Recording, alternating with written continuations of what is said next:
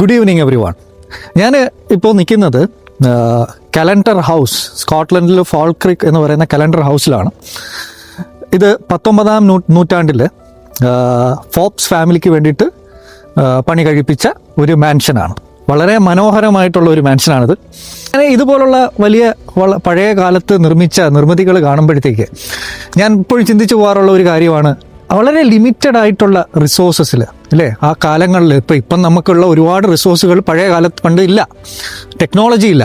ആ സമയങ്ങളിൽ നിർമ്മിച്ചിരിക്കുന്ന പല നിർമ്മിതികളും നമ്മളിപ്പോഴും വളരെ ആശ്ചര്യത്തോടെ നോക്കിയിരിക്കുന്നവയാണ് അല്ലേ.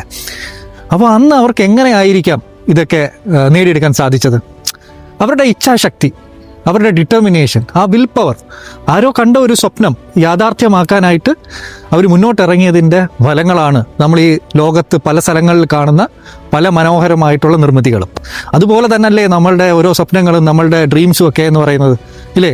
അപ്പോൾ ഇത് നമുക്ക് മനസ്സിലാക്കി തരുന്നതെന്ന് പറഞ്ഞാൽ, നമ്മൾ ഒരിക്കലും നമ്മളുടെ ഒരു ഡ്രീംസിന് ഒരു അതിവരമ്പ് നമ്മൾ കൽപ്പിക്കരുത്.